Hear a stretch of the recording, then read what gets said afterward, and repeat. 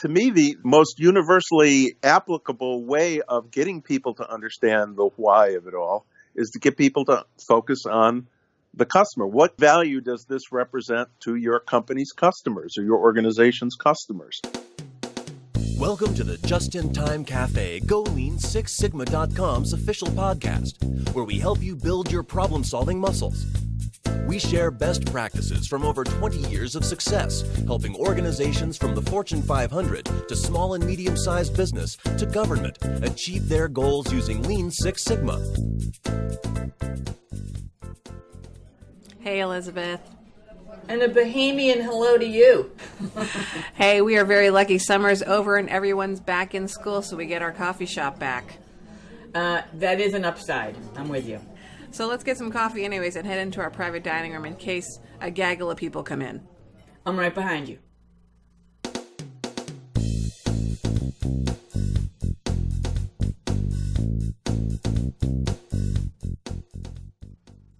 Hey everyone, welcome to the Just-in-Time Cafe. I'm Tracy O'Rourke and joining me is Elizabeth Swan and we are your hosts today. So Elizabeth, what is on the menu?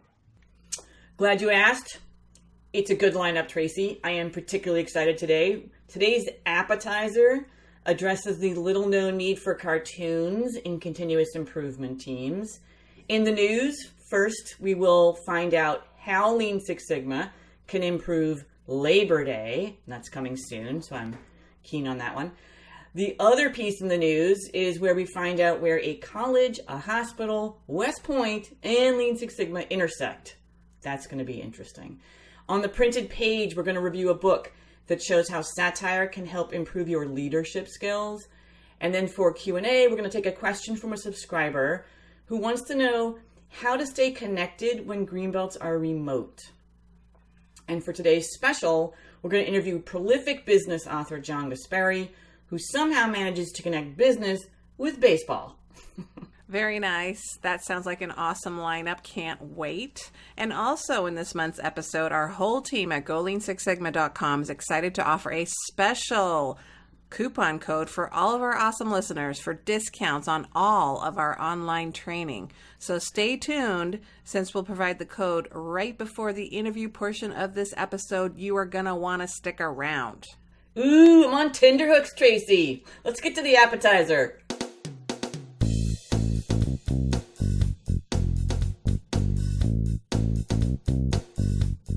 Okay, Tracy, what role do cartoons play in process improvement teams? Well, I'm glad you asked, Elizabeth. A lot of people may think that cartoons have no place in process improvement, but in actuality, it does, and it's very important. So the appetizer we are going to be talking about today is the app called Bitmoji, which is building your own personal emoji and using it as an expressive cartoon avatar where you can communicate with your team members. So it's a fun app. We've been trying it out just to see what it feels like and get comfortable with it. But you can choose from a growing library of moods and stickers featuring you. Basically, you design your emoji. You pick your hair color, your eye color, glasses. You get to pick out your clothes even. And from there, you can copy and paste your emoji into any text, Facebook, or email. The beauty is, some of the benefits are, it's free, it's fun, and it's easy to use. There's probably hundreds of choices for expressions and statements. A picture, as we know, is worth 1,000 words, and there's image choices that are very creative, where you would have your emoji saying, "You got this," or if you're not really feeling positive, maybe you write "not gonna happen," or "best news ever," or "TGIF," or "nailed it." So there's all kinds of expressions. They're really funny, and it fits all kinds of personalities. So it's not just fun people or happy people. If you're sarcastic or an Eeyore, they've got your expressions too. Although I'm not sure those types would enjoy this app. But what I really like about it is, what I've really enjoyed in using it and trying it is it does help engage teams and make personal connections. We are a remote and virtual team, so everybody is spread out all across the country, and it really is fun to see these emojis and receive them from people that you work with. it puts a smile on my face, and even I laugh out loud, literally, when I receive some of these emojis. So it makes it fun. It helps increase that personal connection. And I want to believe that that helps increase engagement. I'm with you. We've been trying it for the whole month, and it's funny seeing what avatars everybody chose. So I like seeing that. It was a little bit hard when we went to Trello and we put those as our avatars, the little headshot emojis from Bitmoji. They were sometimes so small that I can't always tell you apart from Anna. So I was appreciative that the next teammate that did that put a hat on. I was like, thank you. I needed a little more of a differentiation. So that part was a little struggle, but they've been a blast. It's been really fun, infusing some fun, some of that into our remote conversations. The other thing I noticed when I looked just at their website, they have this in all languages, like what you'd expect, German, French, Spanish, but they also have like Arabic, Finnish, Korean, and then they had one called Bokmal, which I had to look up, and it translates to book tongue, and it's the official written language for Norwegian. I had no idea. So this is, I think, just a fun app. I like it personally, but then it's been fun with the team, so I give it a thumbs up. Next up, it's in the news.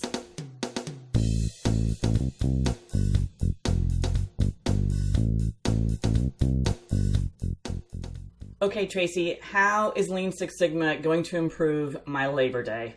Well, it's really important, especially for travelers. If you're traveling on an airplane on Labor Day, you are going to be really excited about this news. So basically, TSA has secured Lean Six Sigma tactics to help improve efficiencies and flyer wait times. So most of the time when you go to the airport, most people put up with the long wait times, and maybe there's some people that still groan, but people they have these looks on their faces like we're all victims, right?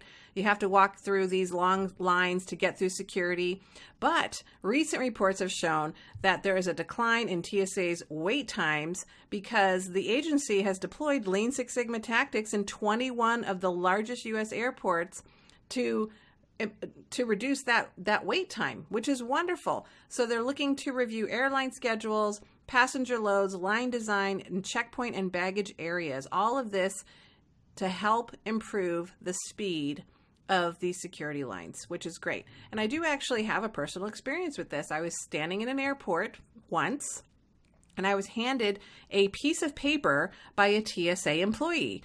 And they said to me, would you be able to hand this piece of paper to the person on the other side of the security in the bright orange vest?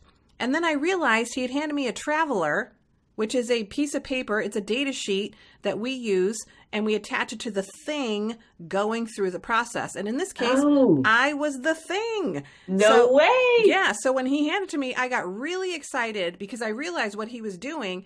And I think I probably took him, he probably wasn't expecting that because I was so excited. I'm like, what are you trying to do? And, started to ask him all these questions. He's like, can you just hand this to the guy? So I was very excited to see that they were doing what I would call cycle time studies, right? Time studies to try to reduce cycle time. So that was really exciting to me. Tracy, you're a geek, but I totally share your excitement on that one because I'm a traveler too. Yes. And I think I'll just share this last piece. The thing about TSA is they really need to balance the need for customers wanting speed and the need for safety, right? And that is really the creative and interesting question they have to answer, which is how do we create a process that ensures safety at an optimal speed? So they really need to be creative in those solutions. So great job, TSA. Keep reducing that lead time. Mm-hmm. So Elizabeth, where does a college, a hospital, West Point, and Lean Six Sigma all intersect? Well, I was going to say just south of the Canadian border, but it's a little more complicated to that. And this is a totally inspiring story. There's a professor, Cecilia Martinez. She's the assistant professor of engineering and management at Clarkson University up in Potsdam, New York, upstate New York. And I want to meet her. Clarkson University is between the Adirondack Mountains and the St. Lawrence River, which must be beautiful. Professor Martinez puts her students through a really innovative Greenbelt program. She had 11 students. She had them team up. They had 5 separate projects, and they all were based at the Canton Potsdam hospital, which is basically right in their backyard. And these Greenbelts did projects in the hospital or for the hospital. So they had all these separate projects, and they managed to reduce food waste. They streamlined the process of getting meal trays to patients. They redesigned scheduling process for total joint replacement. That's getting more and more prevalent. They dropped the pre-op schedule from 37 to 24 days. That's a big deal for people trying to get into surgery. They decreased the time to access safe patient handling equipment from 7 to 3 minutes, and they cut the wait time for orthopedics registration from 16.5 to 10 minutes. And I know we all appreciate getting our wait times reduced. But the most amazing thing to me reading this was the collaboration. So you and I, we work internally with teams, and we see them come up with brilliant solutions to really work hard and then have a tough time convincing people to actually make changes. But these are two completely separate institutions, right? You've got this engineering and management students that are not healthcare, and they're not learning how to be doctors and nurses, and they got to change these hospital processes. So how did they collaborate and do that, which I assume is a lot to do with Professor Martinez. So I'm dying to talk to her. But these students also did this all in 4 months. So the standard time frame. So I love that she was even lean about how she got these students through. So most of the Greenbelt registrations there take a year, and they did it in 4 months, under 4 months. So they nailed that. And then the projects were so impressive that the professor encouraged them to submit their work to get into the, it's the General Keith Memorial Capstone Conference. And this is hosted by the military at West Point. And 2 of the projects got accepted, and they were a huge success. I think largely nobody else had gotten to implementation phase, and these projects all had. So 3 cheers for Professor Martinez and her students. That is just a great story. Hip, hip, hooray. That is very exciting, very inspirational. I love it when people can apply these Greenbelt processes and projects and skills into something as rewarding as that, saving lives, really. So, wow, very impressive. Yeah. Wow. And yeah, to your point, you're listening to the Just in Time Cafe podcast. I'm Elizabeth Swan. Up next, it's the printed page.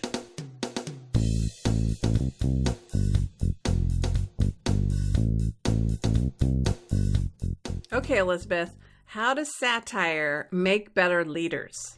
That's a great question, Tracy. And it's answered in this month's book, which is Otherwise Engaged by John Gaspari. And the subtitle says how leaders get a firmer grip on employee engagement and other key intangibles. And then there's an asterisk. And the footnote says, if that is, it were possible to grip something that's intangible. So the title, the subtitle, and the footnote says it all, right? These are squishy topics: empowerment, engagement, trust, respect. We have it easy. When we're teaching 8 ways or how to build a histogram, these are mercifully tangible. But the most beautiful histogram in the world cannot save a project if none of the stakeholders are engaged. And we've seen it a lot. The soft stuff is key, and it's also very hard. And like a few other books that we've reviewed recently, this one mixes a story into the model. So it sort of goes back and forth between the fable and the teach points. And this time it's the Wilson family, which John admitted was a little bit based on his own family. And they are, really? But in a pure satirical form. John Gaspari's books always mix his great sense of humor and his keen insights. But this family has whiteboards and Post-its. They conduct surveys, and they hopelessly apply business techniques to improve family engagement. And I think you could guess, actually, you know the results because you read it too. Mm-hmm. And it's a nice way to point out the fallacy of a lot of what organizations do to increase engagements, to conduct these events as if you could solve that with once a year events or pizza lunches or something like that. Not that there's anything wrong with pizza or lunch. Mm-hmm. And he does a great job of guiding the reader to a re-examination of the word respect, which I found so refreshing. How about you? Yes, I agree. I thought this was a very, very nice way of teeing up these intangibles to think about. I actually am not a huge fan of fables, but his use of fable in the story really worked. The parent couple, as you mentioned, Jessica and Matt, they remind me of the couple in Modern Family, Claire and Phil Dunphy. And I kept visualizing them talking as I was reading the book, which made it even more interesting and entertaining. But I think what was ultimately kind of struck me really hard was Jessica and Matt, they're doing all these things to try to improve family engagement, and they're comical choices like getting shirts printed with family values and making posters. It seemed ridiculous until you realize that those are the very same techniques organizations use all the time to try to improve employee engagement. And then you actually say, well, that's stupid, isn't it? But all joking aside, you see that organizations that say they embrace respect as a value, but then they disrespect each other, it's oozing everywhere sometimes, and people talking over each other, sending vicious emails, not listening, or having thoughtful consideration of people's opinions. It's blatant disregard for respect. And you see that everywhere, and it's really unfortunate. So this book, I believe, handles a very serious issue in a way that opens your eyes and makes you really think about what an organization could do and shouldn't do to get a handle on what Gaspari calls the intangibles. Yeah. So... Yes, go ahead. Well, it packs a few laughs in the bargain. I like that. Oh, absolutely. It was very, I actually laughed out loud a few times about some of the things that they were trying to do in terms of the family unit. But I think what's really important too is obviously this is just the Just-in-Time Cafe, and we talk about lean and lean culture and Lean Six Sigma. And those things are very important to lean culture, getting the culture to thrive based on respect, based on these engagement and empowerment, these intangibles, if you will. And often people don't think about those things enough. They think about the tools and they think about the training and they want to implement things on the shop floor, but what they're missing are the things that leaders are doing to grow problem solvers, to build intentional culture. And that is really important, hard to see. And all of these intangibles are the very things that help a lean culture thrive. It's just not the lean tools that define success with lean. It's about the cultures, the things we necessarily can't see on the plant floor, the Kanbans and the work cells, those kinds of things. It's really about what people don't get to see on these tours, the things that leadership is doing to engage employees, to grow problem solvers, to make sure that people feel respected. Those are all very important in a lean culture too, and sometimes we don't pay enough attention to it or we don't do it the right way.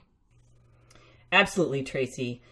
So the book is Otherwise Engaged by John Gaspari, and great for leaders, as Tracy's summarized, and also great for process improvement teams and as a way to build a respectful lean culture.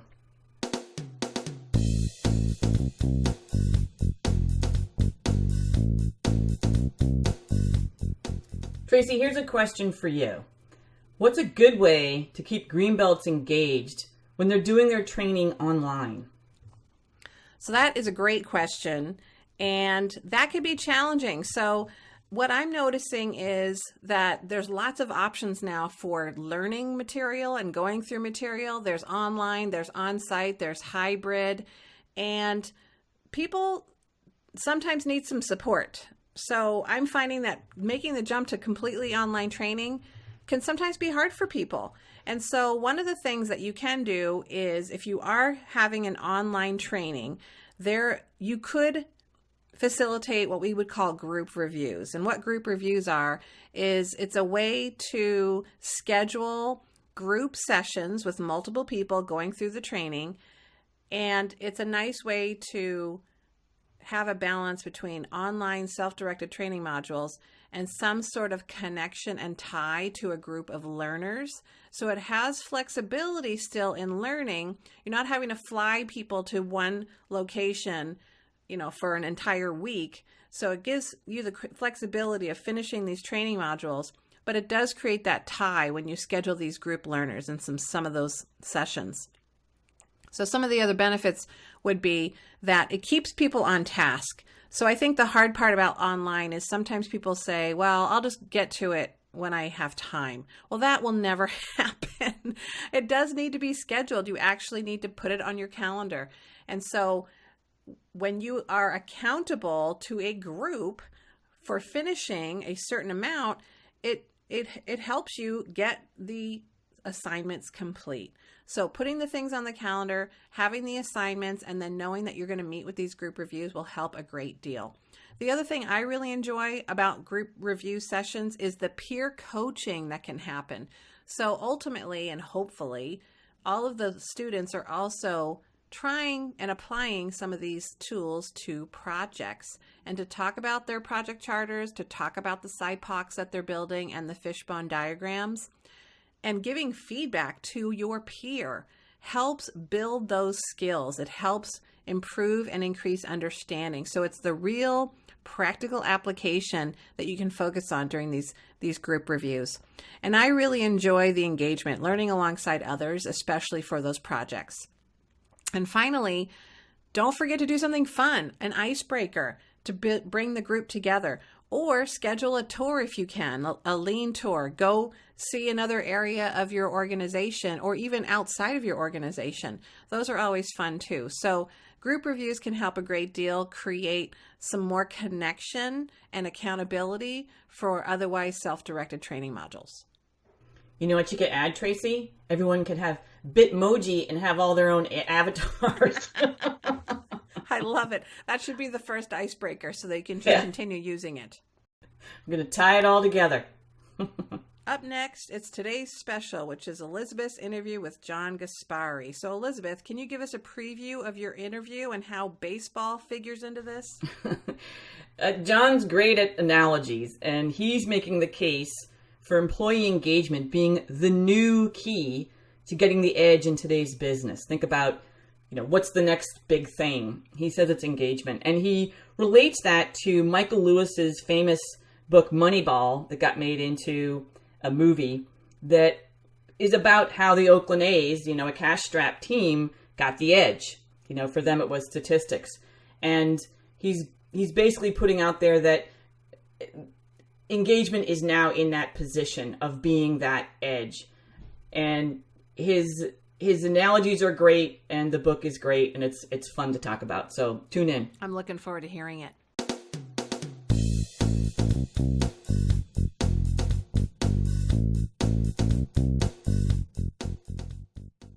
Okay, everyone, it's time to announce the coupon code.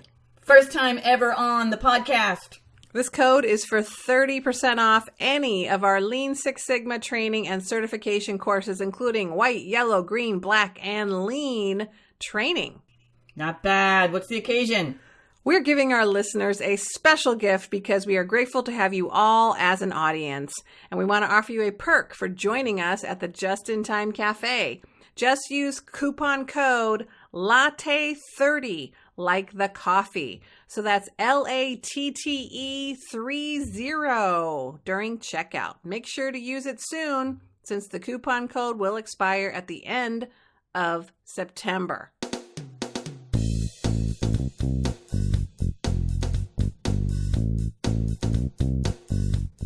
Time now for our special request with my special guest, John Gaspari.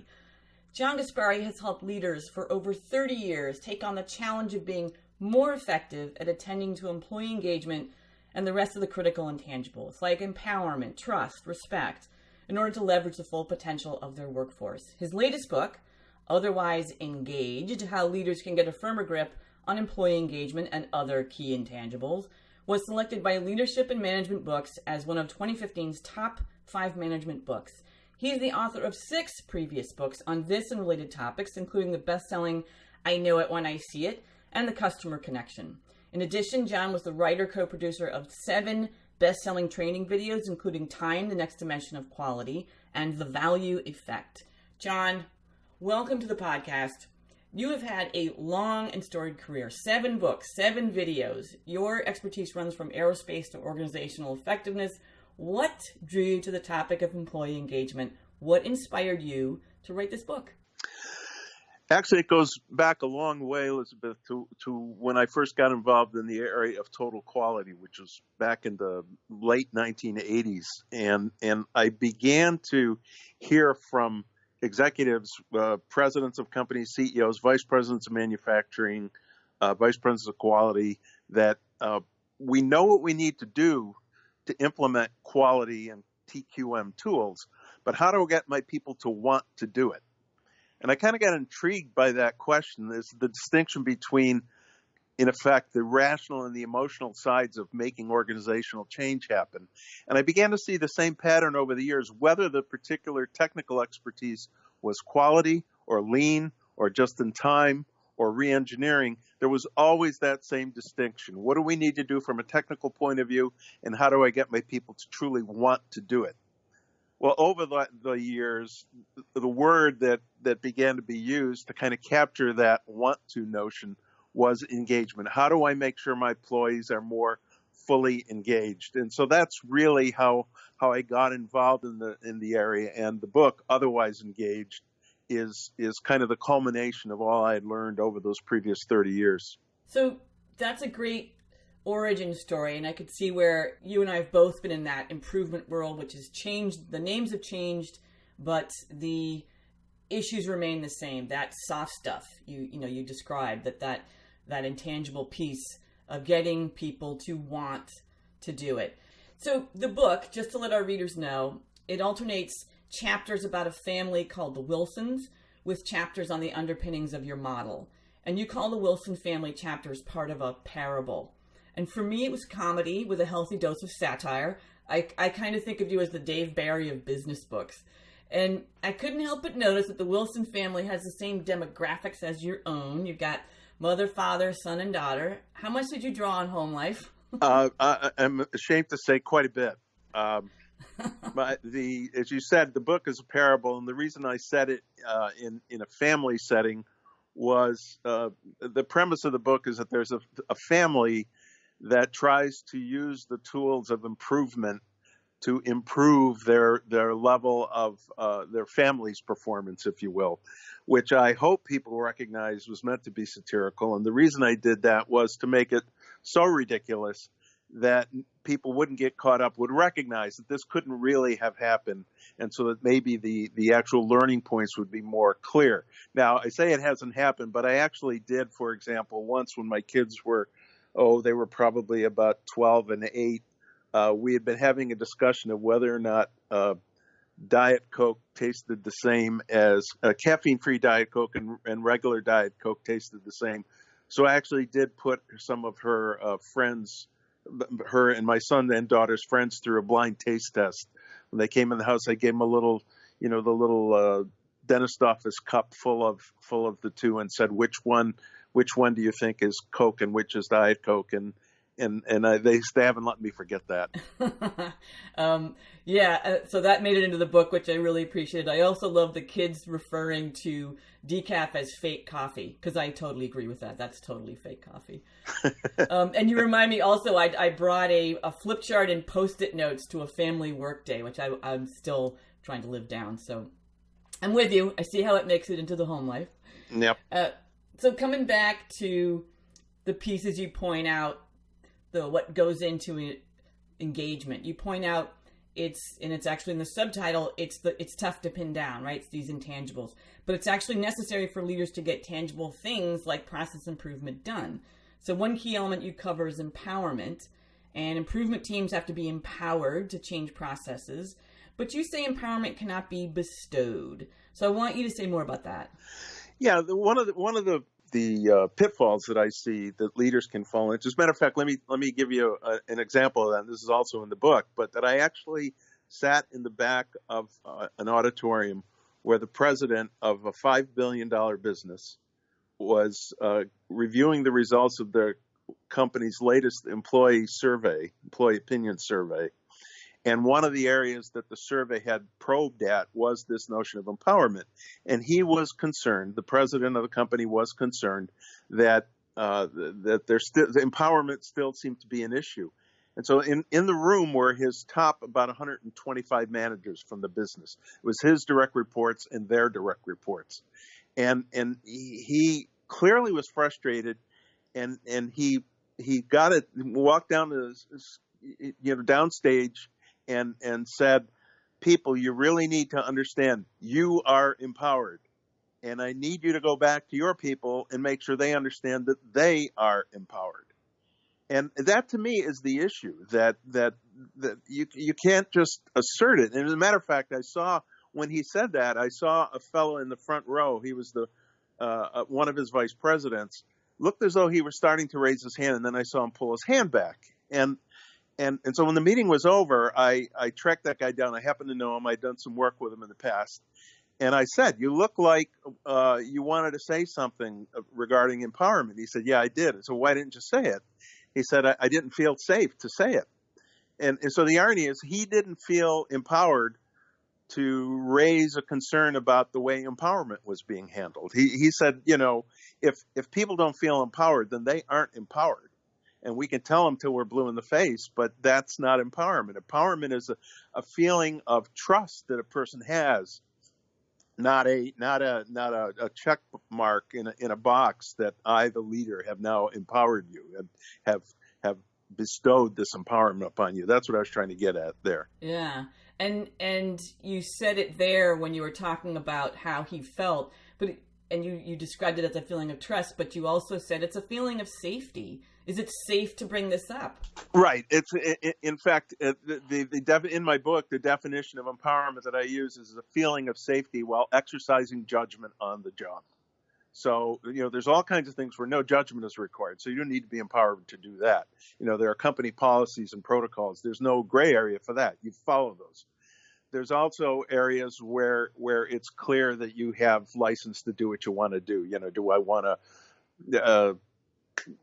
to log into my email before I do some other work in the morning, or do it in the other order? That stuff's all up to you. It's when you get into those gray areas where you need to exercise judgment.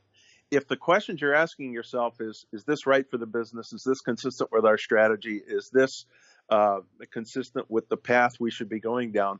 That's fine. But if the question you're asking yourself is my boss going to rip my face off when I do this? That's probably not healthy. And I've actually heard that term used more than I would care to admit. But yeah, and one of the problems with engagement is that the model people have in their heads for it tends to be a mechanical model. If you think in terms of gears engaging, things coming together. But engagement, in the sense that it ought to be used, of getting to the want to, engagement means the extent to which people feel moved to invest extra effort and energy. So if I'm your boss and I say, well, we are now going to meet, I therefore have engaged you, that's not necessarily true. It depends on what's going through your mind while we're meeting. If you're thinking, boy, I now feel truly inspired to invest extra energy and effort, then maybe you have become engaged. But if you're sitting there thinking, why is he telling me this? I've got other things to do. Then not only isn't that necessarily engaging, it may actually be doing harm. That's great. There was a quote you had that early on that really struck me, and it was from the perspective of the employee. Why should I care? What does all this mean to me? And that, to me, sums up what you're just saying there. It takes us back to purpose. Why are they doing their job? Why does the business exist? In the case of Lean, they call it true north. Exactly. And why should I care? What does this mean to me? And sometimes people get dismissive of that and think, oh, well, that's just someone being selfish and worrying about their own stuff. I don't mean that at all. I'm talking about, look, I invest 40 or 50 or 60 or however many hours of work on the job each week. I want it to matter to me. I want it to mean something to me, because then I know I'll do a better job. We all know what that feeling is. The test for engagement to me is, think of going to work and working on something that is just rote and routine and humdrum and doesn't particularly challenge you. It's necessary to do, but you could probably do it in your sleep. How engaged, how energized are you on a day like that? How fast does time seem to be passing on a day like that when you're going through those things? Time seems to drag. You're looking at your watch. You can't wait to get in your car and drive home. Now consider when you've been working on something that you're really kind of jazzed about. It really hits home with you. This really matters a lot to you. Time flies. Before you know it, you look up at 6 o'clock and you're probably going to be late getting home. While you're driving home, your mind is racing about things you can do the next day. You're kind of eager to go to work the next day. Think of those two feelings. That's where engagement resides. I know this is a very soft and squishy, but it truly is about that feeling that individuals have in their heart when they go to work, not about a list of, again, the to-do column on your project management spreadsheet and things that you're giving people to do. You touched on it at the beginning. My formal training, I have undergraduate and graduate degrees in aerospace engineering. I was an engineer. And I'm kind of wired that way as an engineer. So if you had told me 30 years ago that I would have spent the last 3/4 of my career working on all this soft stuff, I'd have said you were crazy. But it strikes me as the height of irrationality. You know, engineering is generally considered to be the ultimate rational job. You're solving real problems. It's the height of irrationality to simply be dismissive of about what is at least 51% of the problem, the extent to which people are truly moved to invest more. And so it seems to me to be very rational to say, as hairy as this might be, and as difficult as it might be, and even as uncomfortable as it might make me feel to work in this area, it's a part of the job, and I need to do it if I'm really going to be an effective leader. Yeah. I heard you make a statement about improvement projects one time where you said it's not inspiring to say, let's reduce defects. It's like saying to people, come on, people, let's mess up less. Like, it's hard to get behind that. And that always stuck in the back of my mind when I thought about these projects and how do you frame them. And I recently worked with someone who was trying to get employees to follow the procedure for buying things. She's trying to reduce costs with supplies, and people are getting annoyed. She's buying soap they don't like, things like that. And she said to them, this was a group that is doing Head Start programs. She said, look, the money we saved last week from, me changing these suppliers has enabled us to have a mortgage on another building where we can have classrooms for children. So back to your point, why should I care? I think that as an engineer, you say, okay, we got to get this stuff done, but there's this big front end that if you don't have it, it doesn't get done. Oh, absolutely. I mean, it's a great example that, okay, that's why this matters. To me, the most universally applicable way of getting people to understand the why of it all is to get people to focus on the customer. What value does this represent to your company's customers or your organization's customers? And that, as you suggested in the example you gave, the reason this matters is it enables us to be able to deliver more value, whether it be in the form of another building or product features or better service. And people react to that. People like that. People do want to feel as though they're in service to others. That's a very inherently motivating thing. You reminded me of an example I used to use years ago that you should brush your teeth after every meal, and it will promote proper dental care and avoid toothaches. And I agree. I maybe even floss from time to time. But my goal in life is not to avoid dental problems. My goal in life is to do something of more value. Now, clearly, if I constantly have aches and pains from not brushing or flossing, that's going to get in the way of the other stuff. So that's kind of baseline stuff. But that's not my purpose, to avoid problems. My purpose is to create positives, not just to avoid negatives. And again, it's very difficult to keep that in mind. But it's important. As a matter of fact, this example literally just occurred to me. I don't know how many of your listeners are baseball fans, but I just read a book by Tom Verducci, who's the longtime baseball writer for Sports Illustrated. And the book is called The Cubs Way. And it follows the Chicago Cubs, who finally last year, after 100 and some odd years, won a World Series. And a lot of it has to do with Theo Epstein, who is the the president of baseball operations for the Cubs. Theo Epstein is a Boston guy. He was in the same position with the Red Sox when they finally won a World Series in 2004 and ended their long-time drought of world championships.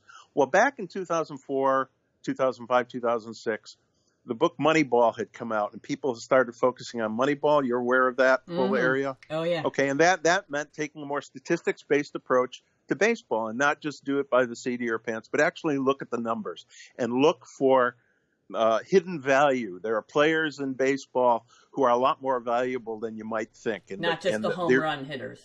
Not just the home run hitters, but so the Oakland, Billy Beane was the general manager of the Oakland A's, was the first guy associated with that, the guy that Brad Pitt played in the movie.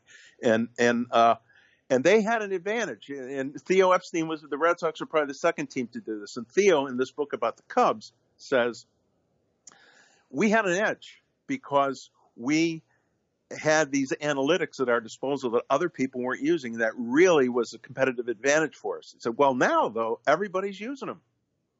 So that can no longer be an edge. We still have to do it, but we need to look elsewhere for that value edge. And he said where the Cubs looked very carefully and where they were very careful about when building the team that won the World Series last year was they looked at the character of the ball players. They looked at the intangibles associated with the players, how they were in the clubhouse and on the road with the team. Did players gravitate toward them, or were they kind of off-putting to their teammates?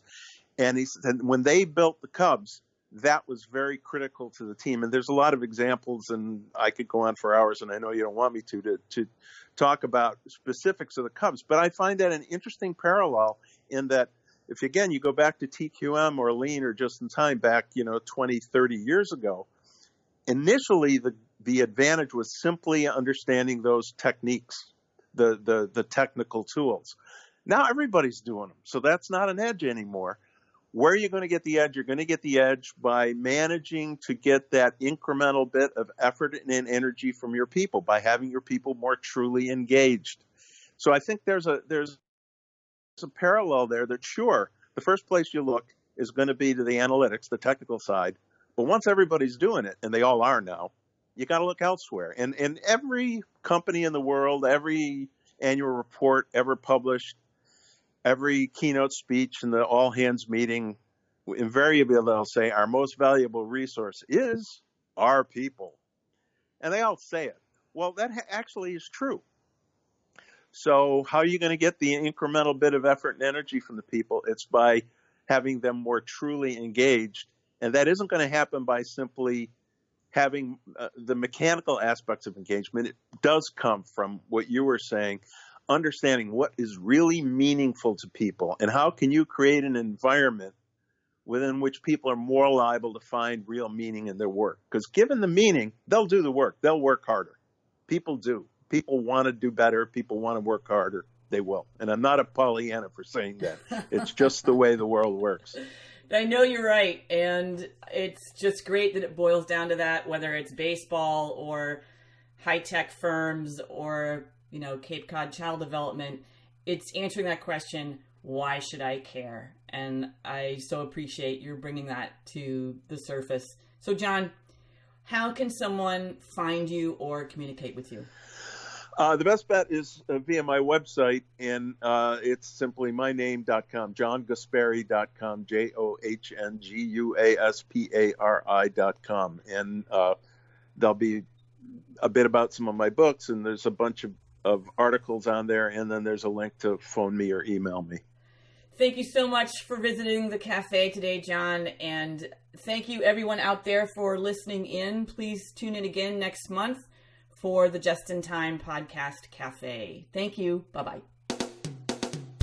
Thank you for joining us for Just in Time Cafe. Visit golean6sigma.com/podcast to share your feedback or listen to more podcasts. Also, please subscribe to Just in Time Cafe on iTunes.